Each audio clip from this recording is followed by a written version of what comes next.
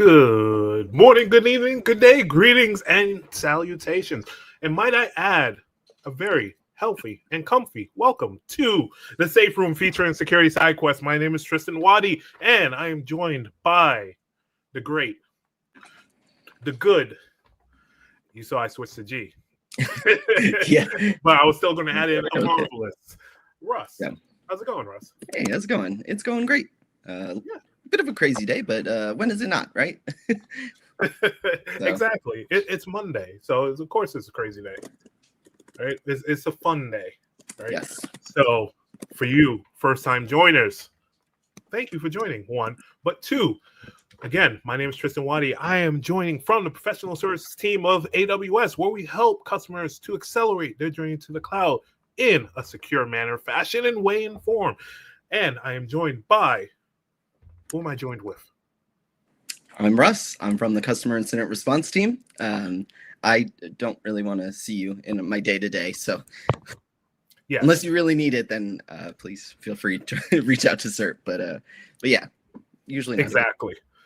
And that's the funny thing is, right? It's just like, it's one of those friends you want to see maybe once a year, maybe, right? Just for saying, hi, I'm doing okay. And then you go back, right? For the parties and the barbecues and stuff like that.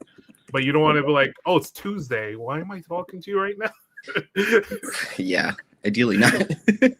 Ideally not. But yeah. As always, we always like to change up the intro because it's fun to introduce ourselves as well as find out where everybody is tuning in from. So feel free to drop in the chat. Where are you from? We always like to see and they're interested on kind of where everybody is kind of popping in from. But if you don't want to answer that question, we always have two. And that second one for today is, what's your favorite cartoon TV intro song? So I have mine in the back of my head, and I throw it to Russ as a first. So this is actually a really tough one, but I'm gonna have to go with Hey Arnold. Nice. So like I was really stuck between my like three of them. So like Hey Arnold, I think Rugrats, like the whole intro is cool with them, like, and then and what was the other one? I totally forgot. Yeah, it'll come to you at 3 a.m. in the morning, right? It's just popped, and then Teenage Mutant Ninja Turtles. Yes, Teenage Mutant Ninja Turtle. Yeah, exactly. That one. And also, howdy, Big Chief. Thank you for joining in. So mine is like you. This is a tough one. If I had to rate number one, just based on the childhood memories, it would be the Mega Man opening, right? Super fighting robot Mega Man, right? Nice. Second and third, we start to get into the Disney items of Darkwing Duck and DuckTales. Woo, right? We all familiar. You went to the seminar. So that's kind of what floats around on my gym playlist for, for whatever reason. It brings good memories. But Darkwing Duck is a good one. Yeah, Darkwing Duck. In that same manner of thought of thinking, let's get dangerous. So let's talk about security. I love that. That joke, 10 billion points to you as always. What I think to start off today, we have a special episode today because it's that recap episode, right? You know, when you go to your favorite show and it just says, hey, last time on, this time we just add in the Safe Room featuring Security Side Quest because we want to go over some of the different topics that we touched upon and kind of see how we got the level up, the achievement, the little pop-up icon.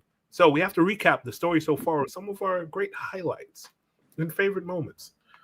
So I think to start off with this, we have to get into the place of, all right, what did we cover this season? And I would say we covered a lot. We covered a lot of ground because security encompasses a lot of things. So I think the first place to start off with is starting to go into some of the previous polls and kind of revisiting them, right? So if we're looking at the initial, hey, which foundational element is the strongest in your cloud castle? This was an interesting one. We got some mixed results last time, but this time, maybe based on all the knowledge we shared, we can have some different results. So feel free to put 1, 2, 3, 4, 5, or 6 in the chat. If you think drawbridge, guard tower, moat, Russ, what do you pick? So I would go with guard tower. Personally, I think that being able to manage who comes in and out of your castle is going to be the big one. That's just me and where I like to go. So I'm pretty big on IAM, and yeah, I think identity is going to be your kind of like your first line of defense. So you should probably have that be pretty strong. Yep. Identity, least privilege, least privilege, least privilege. We say it so it sticks in your mind. And we also say it for the people on the other side of the internet. So it pops into your memory, similar to the Thundercats theme song. Yes, because Thundercats are on the move. So such a good one. My brain kind of goes to the drawbridge, right? The network access controls. I start to go down that route, right? I was trying to choose between the castle wall and drawbridge, but I think I'll go with drawbridge this time. So how are we kind of stopping anybody before they even ask me the question? It's like, who are you? No, network's already, the bridge is already up. Yep. Come back tomorrow, sir. So those are the fun things that we like to think about when we're coming to understanding and kind of going through what we have to talk about. So let's take that step back, Russ. And where did we come from last week in our latest episode? And then we'll kind of recap from there. Yeah, so last week was our Among Logs episode, discussing kind of the strategies and methodologies inside the mind of a threat hunter. So that one was pretty focused on threat hunting. And then again, as we discussed, this is our you've security leveled up the story so far. So it's a bit of a recap, a little bit of like a, take a step back, take a break, and just be like, what are all these things that we've gone over so far, and how do we kind of, put those all together to make, our infrastructure and our environment as secure as we possibly can. So, yeah. Exactly. And that's kind of a good place to put it. And that's kind of why we say the story so far, because like a good IR plan, it's just a continuous cycle, right? Never it ends. Continues. It ends, right? It's like One Piece. It just keeps going, right? It's like 1,000+ episodes. But where we want to say is what we're going to talk about, a couple of highlights is what are the core security services, right? What are the essential items that you should dive into right after this episode? Just dive into it. Think about guard duty, security hub, and some other security tools, which we'll get into some spoilers later. Then, how can we automate? How can we orchestrate this to make automated security workflows? We had a couple of great guests come in and talk about automation. So we want to bring it up again, so it sticks in the memory. And then we want to go into some threat modeling, because that's a key component. Because if you understand the services and then you automate it, now what are the risks to that service, to your diagrams, to your architecture? So that's another topic that we'll talk about as long as we're on some of the risks. I think it's important to understand all of the different pieces of technology and how they correlate to your data, right? How do you protect your data? Do you think of data perimeter? Do you think of data classifications? Or do you think about emerging technologies like generative AI and the data protection principles that go with that, and the safeguards and training data and preventing prompt injection? A lot of different areas we could go into there. But I think to start off is to Russ's earlier point, where what are some of the core services? And right off the top of the head is just popped in and said, IAM, identity, right? That's the foundation of AWS security, right? Controls, authentication, and authorization. It enables, let's say, precise access control. Right? This is good. Like that precision. Yes, access. Precision. Yeah, I need to get a tagline for that. Precision access. Yeah, especially when you have role-based permissions and then you have that granular policy management, things of that nature. So things to consider is when you look at identity within AWS, you really want to look at roles. Right? You don't want to look too much at individual user accounts. You want to go through role-based access. The reason why we say that is you can assign permissions to the roles, which would be where the users would go, right? So if you have to simplify access management, you should really leverage the different mechanisms within AWS to its fullest. And then with policy management and then permission boundaries you can get into as well, you can continue that granular level of access within the environment, which leads you down the path of something like service control policy. So I think SCPs are a very powerful tool, but they're not the only tool that you should leverage when it comes to identity. It's something you should identify, especially when it comes to your minimum security baseline, but you also want to take into consideration that, hey, we want to design our SCPs with guardrails in mind. But when it comes to the overall permissions, this is where roles really shine within your organization, because everybody shouldn't have, be piled into one administrator role, for example. That can lead to a bad time. So you want to make sure that the appropriate level of access is given to everybody. And that's why we often say 3 times least privilege, least privilege, least privilege, so that it summons least privilege into your environment, but also that you kind of understand how important it is. When it comes to least privilege, Russ, what are your thoughts on it? Yeah, I think it's extremely important. It's not something that is supposed to hinder the ability of your admins or engineers to be able to do their job. It's least privilege as in the least amount of privileges that they need to be able to accomplish their job. So if they're in database and working on that, and then they're like, hey, I need this SES resource, and you're like, wait, what, why? So kind of like that, and just really hammering in the importance of people working on what they're supposed to be working on, and kind of segmenting. It's basically segmentation for users. So yeah, exactly. And that's a key component. And really what it boils down to as well is understanding your population, right? What are the users, what do they have to access on a day-to-day to do their normal job function, right? And do you have the right mechanisms in place to enable and empower those users to do what they want to do while having guardrails and boundaries in place? Because the way to accelerate is to give some of that access, but you want to do so in a secure manner or fashion.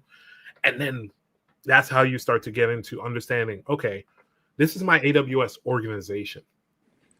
And I have multiple accounts, and then I have multiple users or roles, I should say, in those accounts.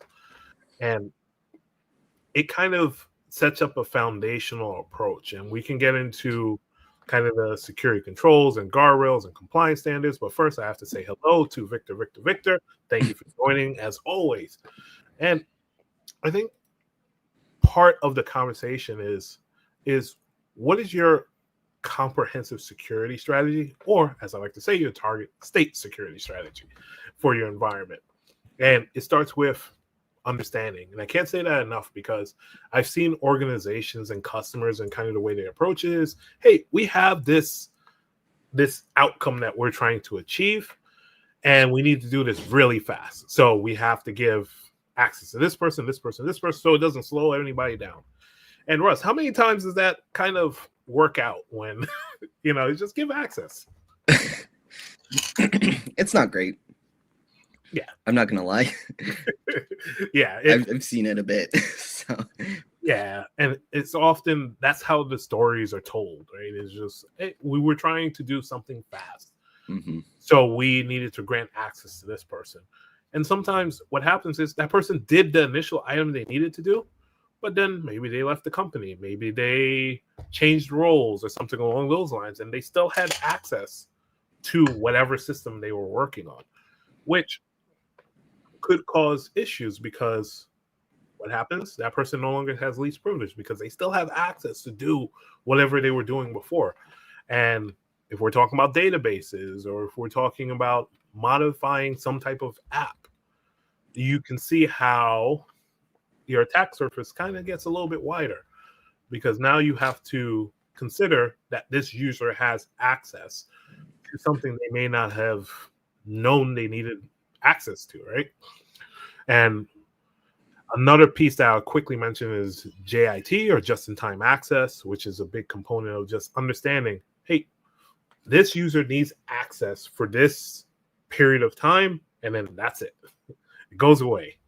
And there's a couple of different ways to do it, and different services that you can use with Identity Center and a couple other mechanisms.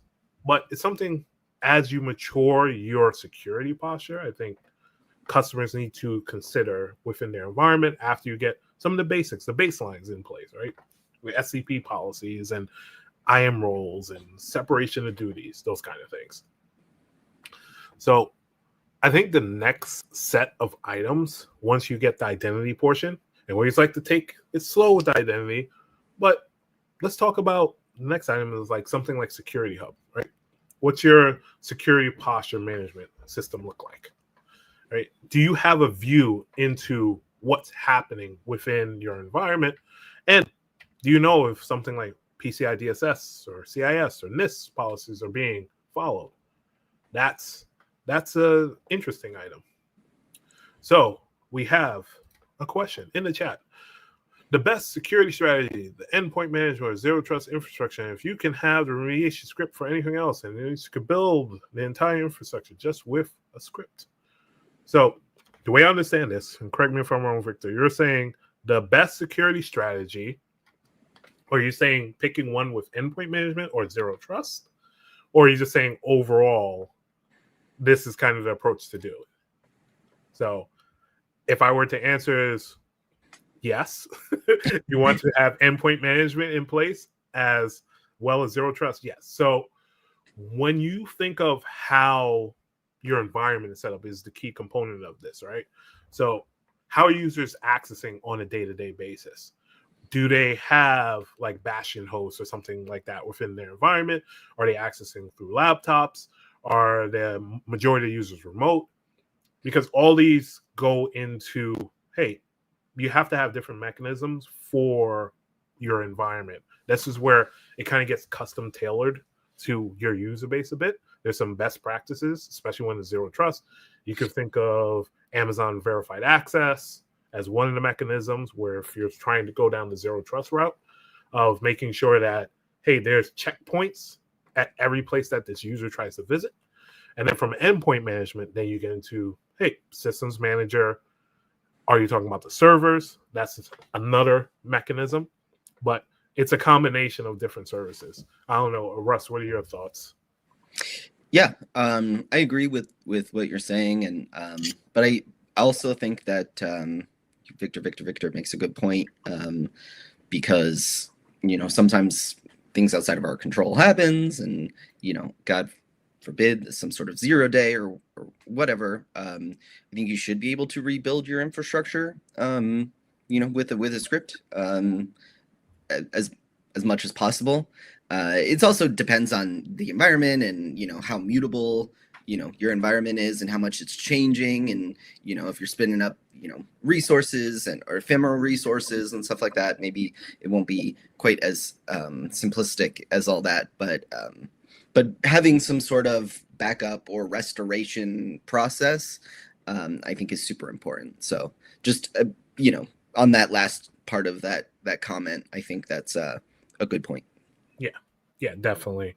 Yeah, IAC, shifting left, and that kind of idea to have, because when something happens within your environment, you want to be able to, let's say, update a piece of code, and then that redeploys your environment and you're up and running. As well as it goes into that DR strategy, like Russ was saying, where if you want to spin up your environment in another region, how do you do so, right? What is your overall DR approach? And some of that goes into, hey, what security services do you have? 1, 2, what environmental pieces are you using? So I think of something like KMS, right? So you have KMS to do encryption, to do your key rotation, things of that nature, right? Centralized. So how does that or how is that handled within a DR situation, right? With your different resources when things are spun up. Do you have it in such a way that it will just work, right? Do you have custom key stores, right? Or something along those lines. So all pieces of the puzzle that you have to consider. So overall, posture management, having visibility, big item in there, making sure you have some automated security checks. Always say the automated part, because once you automate the little items, then you can focus on the overall strategy. But if we were to talk automation, first we would take that pause to say, hello, thank you for tuning in. I would say security, SOAR, orchestration. Russ, where do we go with kind of the SOAR and orchestration side of the house? Yeah, so it's definitely something that you want to be implementing, even if it's not the most complex. You have to start from somewhere, right? So, you're looking at automation and response. So, one of the first things that I would look to automate would be an incident response. So, for example, if certain criteria is met, like just an easy one, like a access key is created for the root user. That should be an automatic automation where you basically are getting rid of that access key and or quarantining. Well, you can't quarantine the root user, but quarantining as much as possible in order to prevent, additional users to be created and additional access keys or long-term credentials. There's also things that you could do with workflow to kind of make, make your regular workflow a little bit smoother, a little bit quicker, kind of taking out the manual time that it takes to be able to, take these tasks and just automate, just quick script and have it run everywhere in your account. So basically just trying to ensure that you are able to really focus on what you need to be focusing on and not on the manual tasks and processes. Like when I think of integrating with security tools like Security Hub and stuff like that, or say like step functions with Security Hub or whatever, that's what I'm thinking of. I'm thinking of getting rid of, getting through some of that, wild jungle, and getting to what's important, maybe it's like a temple in the middle of the jungle, getting there and being able to focus on what you do as a security expert, focusing in on whatever it is, those criticals, that you get or whatever, so that way you're not taking the time and looking through all of these logs and trying to determine where or what happened. That sort of thing goes right to Security Hub, and you get an email right away saying, hey, you should check this out. So it's extremely important to start that process, that automation. We had 2 episodes this season. So one was like a more basic automation where we kind of discussed like just being able to do some simple step functions and increase your ability to automate. And, that's kind of like an exponential type of process. As you automate more, you can spend more time automating and you're able to do more and more. So it really is like, taking one engineer or administrator and really being able to multiply their capabilities, exponentially. And so yeah, with that, there is a lot that goes into the security orchestration. If you're going to be doing automation, then people need to know about these processes. So like standard operating procedures, playbooks, runbooks, whatever, documentation that is required. I think that documentation doesn't really get the kind of the credit that it needs, that it deserves. I'm so big on documentation. So I think that that's a huge thing, and especially when you're looking at, I'm coming from a very incident response heavy background. So I think of incident response, when you're looking through playbooks, you want to be as quick as possible while still getting pointed into the right direction. So thinking about things like, automated response sequences and decision trees, like, hey, does the root user have an access key? Yes, no. Yes. Okay. That's, an issue. Was the root user, yeah, exactly. Was the root user MFA enabled? No. Okay. Another red flag, so it's kind of going through the entire process of the security. In this case, it would be the incident response lifecycle, but going through the entire process, as quickly as possible, directing people to the appropriate locations. So thinking about that, that's kind of leading us into kind of, the way that all of our tools work and integrate with each other. There definitely should be tool specific playbooks, in my opinion. That's just me. But when you're talking about tooling, for example, what APIs are, connecting to what other APIs? Like everything that you're doing is an API call, right? So like, where are those going? Who are they going to? What services do you need to watch out for, or have your sensitive data, or in the case of an actual incident, I'd be looking at, okay, this user took this action. Here's the API call. Where is that going to? So that way I can switch over, like when we were talking about last week, switch over to a different log source, or a different tool playbook, whatever it may be. So yeah, there's a lot of that goes on, that should be somewhere. So that way you're not just like running through AWS documentation, because there's just so much, right? Like, so being able to look through all of that in like a more condensed form specifically for your environment is going to be super powerful. Yeah. And the one piece I would quickly add in there is the clock is ticking down, right? In the back of my head, when an incident comes in, remember the Sonic music where he was underwater when he was about to drown? That's kind of what's happening. Yeah. And the way to kind of get ahead of that is making sure that you have the playbooks, whether it's a step-by-step procedure like a SOP, like you were saying, or automated playbook that automatically resolves and maybe links in part of the workflow into something like you mentioned, like email, or like a Slack integration where you have the administrators that are escalated to, and this is what happened, so you can start to do investigations, right? Like from an AWS world, you can use something like Detective and kind of going into some of the back end to see what's happening. But that's one of the big components, is that time factor. And you're definitely right with the APIs and understanding, okay, is this a normal API call or is this a malicious API call? So understanding the overall workflows of what's happening with your environment, right? It's key components of it. Yeah, and that brings up a great point. When you're discussing Slack, that kind of cross-platform automation, not just for things like Slack, but also safe, like OpenSearch, for like a log aggregation tool.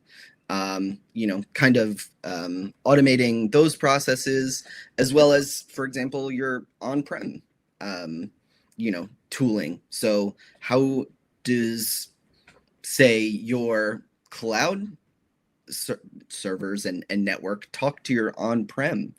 That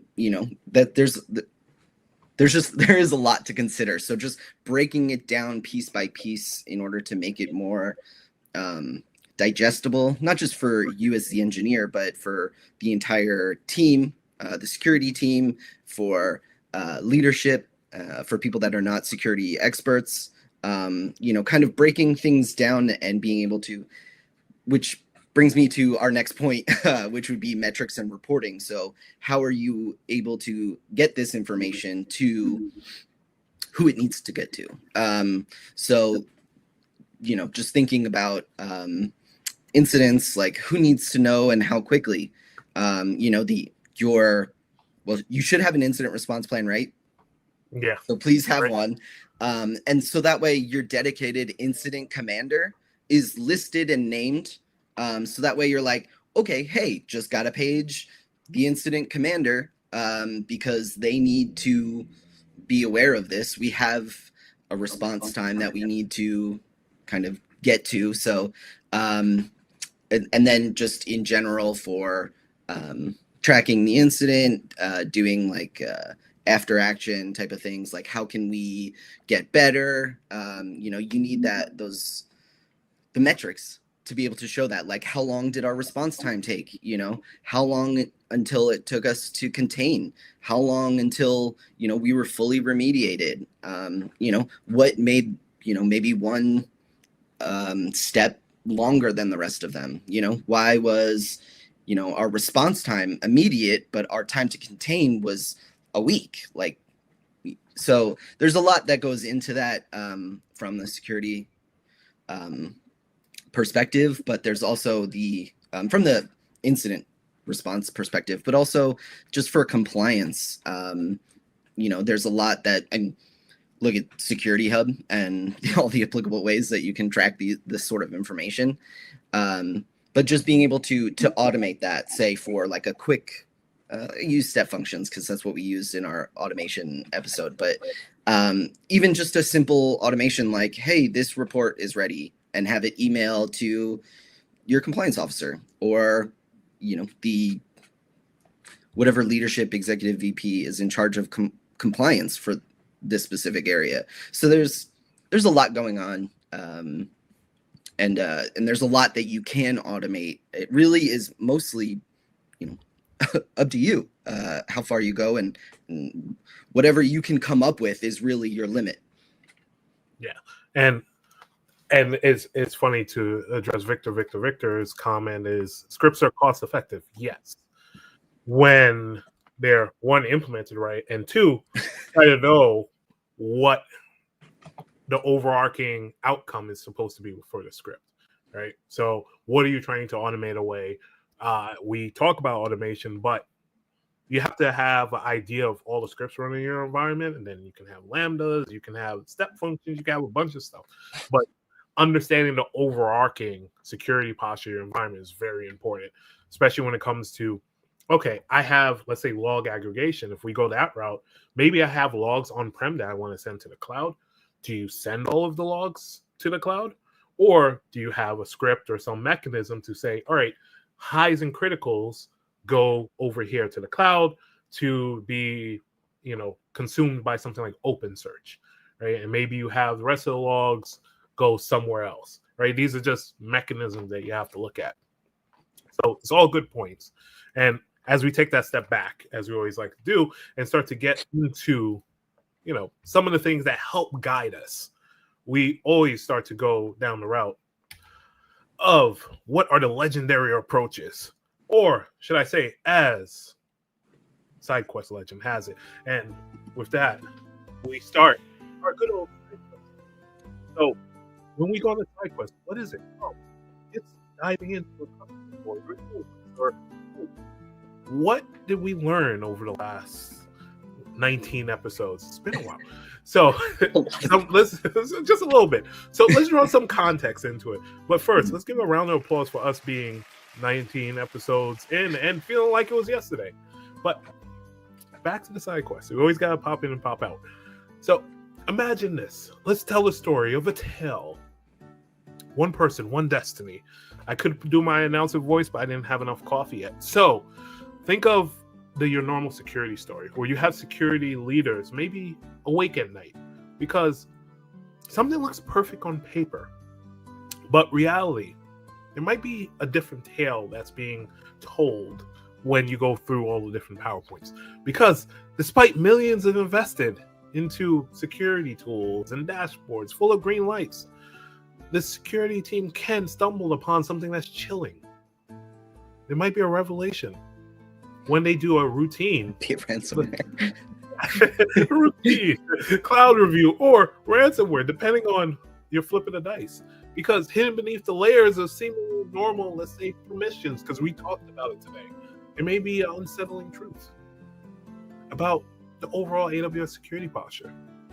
So sometimes you have to do the detective approach, but sometimes you also have to do the preventative approach. So, as SideQuest legend has it, let us dive into our side. And for you new joiners, what a SideQuest board is just a visualization of our tale as old as time of, hey, we have our authenticated user, which we'll put over here on the board today. And what are we trying to do? We're trying to prevent unauthenticated users who seem closer than we thought to our environment and our, data safety. So when we think of our user and how to protect the environment, we try to carve out a path to overall or figure out what are the best approaches to do this. But sometimes we have to take that step back. And Russ, I'll ask you today's first question of, what do you think the biggest drain of energy to a security team is? I'm going to go with alert fatigue. So the amount of false positives causing the security team to potentially miss. Yes. Yeah. False negatives. False positives or positive. Yeah. Negatives. Jeez. Yeah, well, false positives, false negatives, all the alerts, because they're all coming into the pile, right? Right. So if we are thinking of it that way, then we're carving out our path. And we also pose this question to the audience as well. What is your biggest team's energy drain when it comes to security within it? So when you start to think about that, maybe you have something like CloudTrail is generating API calls, API actions, activity happening. And then you might have something like guard duty pick up these different pieces to say, hey, is this suspicious? This looks like something that may have gotten triggered. And this can be a drain. But what we're trying to find is the path that best fits our environment, right? And that path, we talked about it from an automated perspective. But when you think of how security evolves within the environment, you think of, hey, maybe we're new to the cloud. Maybe there are blind spots in our traditional security monitoring path. Maybe that there's some subtle changes to permissions that may cause escalation within the environment. Because if you think of all the different alerts that come in, right, you may have lack of context. It says, hey, this API call did this thing. But do you truly know what that can mean with your environment? And we pose this question to the audience, is what keeps you up at night? Is it threats, alerts, or incidents? Or all of the above? Russ, what keeps you up at night? Without responding with yes, I think it's alerts, especially going off my most recent answer, which is alert fatigue. But it does take a lot of manual time to determine whether something is a positive or a negative, a true or false positive. So guard duty alerts, you have a high alert for unusual user activity. So now you have to go through this user's history and look through and see what was outside. And so it is a lot to do. So I think that's why that is my biggest concern. Yes. That's what keeps me up at night is all those alerts and determining whether they're positive or negative. And Yes, and then Victor adds to the quest by saying, many times I ask yourself, what is more important, a delivered update or a zero exposure online? So the way I see that is yes. No. So, just say yes. That's an important question. And sometimes what happens is, what field are you speaking to? Are you talking about a financial organization, a healthcare organization, or maybe it's a marketing organization? Because all of these are different pieces of the puzzle, right? Because you have different, let's say, frameworks that you need to be adhered to from a compliance standpoint. And that's why we put Security Hub face up to say, hey, this is something that you need to consider to start to organize and kind of strategize for, right? And just like Big Chief says, my goal is not to make it in the news every day. That is a very important goal. It's like 1, 5 a.m. run, 2, don't end up in the news for either of those things. So, but when you start to go through and understand, hey, I'm using something like Security Hub, maybe, just maybe, we can start to move our infiltrators a little bit away from our environment by adding some mechanisms like maybe automation, Lambda, something simple, right? Because that is usually the path of, hey, we get logs in, go to guard duty Security Hub, and then we have some automation in place with Lambda. And if we want to recap some of our previous side quests, we can throw a step function right down on it, because the foundation of it is understanding, okay, how can we automate our environment, and then taking it a step further, because at this point we can detect maybe some behavioral patterns because we started to leverage different services. We started to create some automated governance controls, and then maybe use some machine learning for anomaly detection. Because, as Big Chief says, worst fear is data breach from company XYZ. Yes, exactly. Because when you think of all these different items, there are many thoughts. You have all your data, and we use this S3 bucket to represent our data. But there's so many things that you can do, from just leveraging something like Macy within your environment for sensitive information and data classification, right? So what it leads to be is, what are the threats to my environment? So that goes into our threat modeling episode for those who have attended before. If not, like and subscribe and go watch the previous videos, because they're all fun stuff. Russ, I asked you, when it comes to threat modeling, what was your most effective threat modeling approach? So I like to go through the a bit more of the attack focused like approach. That word is just not working for me. But I also basically, if you have a methodology and you are doing your threat modeling, that's good enough for me. As long as you're actually doing some sort of, methodical approach and actually breaking it down to be able to use this to kind of build your threat model, then yeah, yes. Like any, really. And I think that's a key piece, to hit that good old pause, or as I say, the Zach Morris timeout approach, right? We'll start to zoom back out and then zoom in a bit to understanding, like, hey, we came from this place, right? We're trying to not, to the point, and I bring this up again to Big Chief, his worst fear is a data breach. Because when a data breach occurs, you hear the soft and sad music play, because you know what happens is you start to think of, hey, where did we go with our understanding of our environment? Where did we go wrong? What could we have done better? Why did we build the thing we did?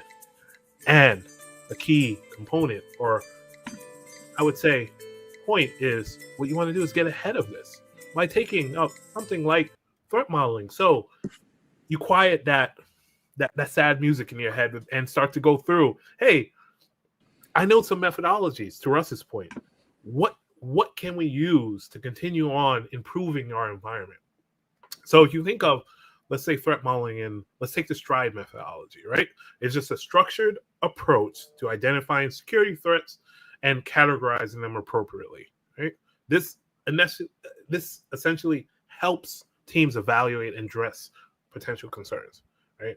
And what is STRIDE? It's nothing but something that you can spell out through spoofing, tampering, repudiation, information disclosure, denial of service, and elevation of privilege for 10 billion points. I got all of them, right? I was like spelling it out as I'm going. But all these pieces are things that you should be considering within your environment, because essentially it leads into, hey, what is my overall attack surface? And it's going through understanding your methodology approach and then your attack surface, because your attack surface, people also mention it, but we like to define these definitions here, right? So attack surface is just entry points. Well, what are all your interfaces, your APIs, all the channels which data enters or leaves your system? That's the key way to think about it, right? What are your overall boundaries, your demarcations, right? The different parts of your authentication methods or your permission changes. That's all your attack surface is. It's all these different points of access into your environment. And then essentially when you start to get in a threat model, you actually map out, which sometimes doesn't happen through diagrams or detailed diagrams, because there's always an overarching diagram with, this box connects to this box, but does it go into depth? And threat modeling helps you to essentially go through the details of, one, wait, what is my data flow? What is my actual application step-by-step process? Because then you can take that step back and get to the point of, hey, what is the impact of something happened within this environment, right? How do I evaluate the potential consequences if, hey, something happens to my API gateway, or if something bypasses one of my rules? Now you can start to get into mitigation strategies, and then comes Russ's favorite part, the documentation, right? Because threat modeling documentation is very important, because it serves as that capture, that snapshot, that moment in time of your environment. And it's not supposed to stay the same way forever, right? It's supposed to be a constant thing that you're updating, but at least that if something happens, somebody has a reference, a point in time snapshot of saying, okay, on this date, this is how the environment is structured. Now we can go from here, opposed to having it in somebody's head, because you know what happens when it's in one person's head, Russ? Well, hopefully it's not like my head where it's just whoosh. Right out. Well, the other side is that person's always on vacation, right? Yep. Something happens, the day before a holiday, or that person is like, the one time they take Christmas off Day. Christmas Day, they go get married for that 1 week, right? Something happens. Single point of failure. Yeah.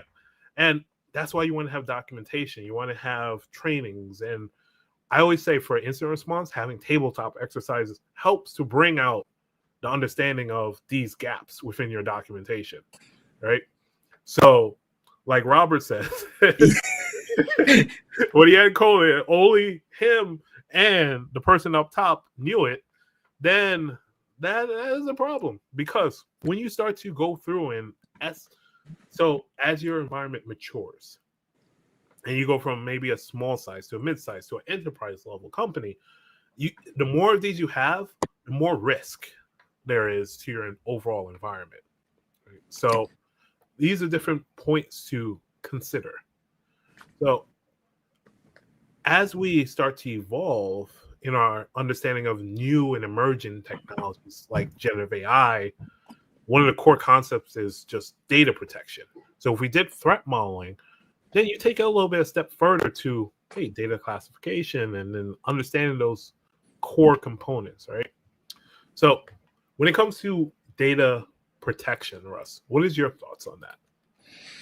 Yeah, so there's a lot when we're talking about data protection. It's a good example using AI, especially because that's what everyone's doing. That's the new tooling everyone's using. So there's a lot that goes into that, right? You have data privacy.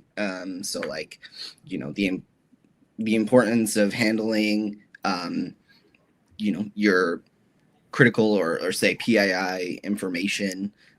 So how do you collect, store, and properly use that data in your systems, like your AI systems or just in general in your cloud environment.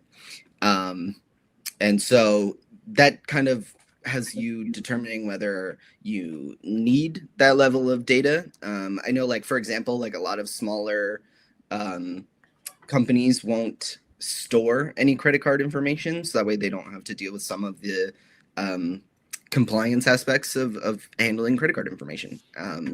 And so I think regulatory compliance in general is just it's a large consideration for that, because there's considerations for finance, HIPAA, the GDPR requirements, which also brings up, requirements for across different, say, jurisdictions. So like, there's concerns for, say, data that is the subject of data rights issues here in America, and then in Europe and in Asia. And so there's a lot of different things that you have to consider with that. And then specifically, there's also a lot, with AI especially, there's things like the security of the model. So like, protecting your training data, or your access controls of the model, or trying to protect against stuff like model inversion, and prompt injection. not gonna get too into that, but but just using that to be able to lock things down as much as possible. And then there's also the ethical considerations of not just your data protection, but basically what your AI is doing. So how do we mitigate the bias of AI and identifying and reducing that bias in AI, and in your data sets.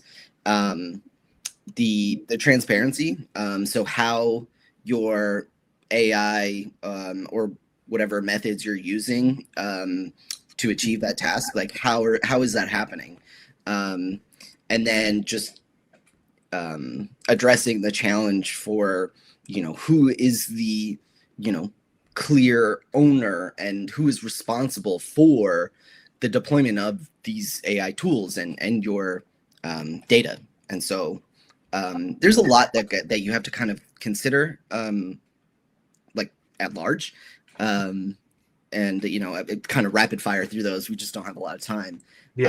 But there's a lot that goes into it, besides just your regular compliance and your data perimeter. It's so much more. So, and then you start throwing in things like serverless or containerization. Like then things get very complex very quickly. So there's a lot that needs to be considered, and a lot that needs to be included in your infrastructure. Yeah, your day-to-day knowledge. And like Russ said, there's a lot to go in, especially if you just think of like data and then AI and generative AI applications. So the one thing we would say is take some of the AWS certs, like the AI practitioner. This is a big thing. Just to get an understanding. It's a really good entryway, right? I would suggest this to anybody who's doing any cloud environment, right? Just to get a foundational understanding of, hey, what is generative AI and how does it come from machine learning and things of that nature, right?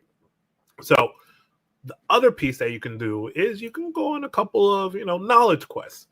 So we had a bunch of knowledge quests, about to be 20 to be exact. And what is a knowledge quest? Well, it's essentially when we take that second to understand, hey, I need to do something like, I don't know, build Aura. That was a topic I like to bring up every week now since we had it, because when you have the aura of the security variety, it's just permeating, and then people want to listen to you speak about it because it's so fun, right? That's the word we use. It's fun because it's encompassing of a lot of different things. So when you think of AWS security, it should be the wrapper around. It should be the top priority. It should be what your environment is looking to improve and constantly refine all the time. So the first place I would say to build Aura is starting out from the Explorer level. Right? It's like, hey, what is AWS to start off with? And then how do I learn about things like we spoke about, the shared responsibility model? What are the different use cases? And what are the pieces of documentation? Where the documentation is? All important part. This is the Explorer. This is how you start to drive the different pieces of your environment, right? Because all of this plays into your quest for knowledge. And then the second piece of this is, right, what are some solutions? How has this worked in the past for different individuals, right? And you start to go down the list of, hey, what is a SOAR solution, for example? Yeah, maybe I can look up a use case, example. Then we get containerization and things of that variety and nature. And eventually, you go from Explorer to an adventure. You level up. You see the achievement pop above your head, and you start to think, okay, I can do this stuff now. Let me go straight to the reference architecture because somebody has laid out the trail before, and all I have to do is follow it and kind of customize it to my own target state security strategy. And that's what the reference architecture is. It's a starting point. So one, do you understand the language when it comes to AWS security? And two, do you have a setup that is conducive of your overall success from a security variety? So that's what the SRA is. Because you see something like this, and you may say, whoa, that's a lot of stuff. And it's a lot. But it encompasses a number of different considerations you may not have had, especially when it comes to somebody who's new to the AWS cloud, right? Because you can have maybe your management account, and within your management account, we had the question of what are endpoints? How do you manage endpoints in your environment? Well, what are the identities those endpoints are taking? Because now you have machine identities to consider, right? So how do you update those endpoints? Maybe something like systems manager you have to consider. Do you have a control tower, a landing zone, so on and so forth? So if all those words I just said sound just like words, then I suggest going through the security reference architecture because it'll help you put some context to these things and say, hey, I'm going to take this piece of this guidance, and as I mature, I'm going to continue to add on to my current state and environment and continue to venture into, hey, workshops. We spoke about generative AI in the past, and one of the pieces that you can go on is, hey, this generative AI workshop itself. So essentially, within these knowledge quests, we want you to go and delve into these pieces and let us know on LinkedIn or when you like them, subscribe and comment, because it's always great to know and get feedback of like, hey, this reference architecture GitHub was really useful to me because it gave me a starting point. And I started to feel more like a security guardian than a venture because now I'm specific to understanding how security is that wrapper. And as a security guardian, you get a badge. Russ has one. And it comes to, guard duty and detective and workshops and incident response and threat modeling. All these are different, let's say, side quests and knowledge quests that we went on throughout, our time. But the real point that we want to get across as we take that step back, further, right? So what we want to get across is one particular item throughout all of this. If you took something away from those 20 episodes, that's over how many hours? 20 hours. That's almost a flight across the country from the U.S. Right? And the reason why I say it is, transport time, and I digress. Russ, what is that one point? Create an incident response plan. Yes, that is the key point. Because once you create an incident response plan, hey, you see yourself level up. Why? Because you gained 1 XP point. And every XP point helps you to level up your security knowledge, your posture, and your overall fun of how you do things within your AWS environment. So for all those who stuck around, thank you. And if this is your first episode, thank you for staying. And join us next week as we continue on the wild ride, which is security. So till then, take care, right? Thanks, everyone. Thank you.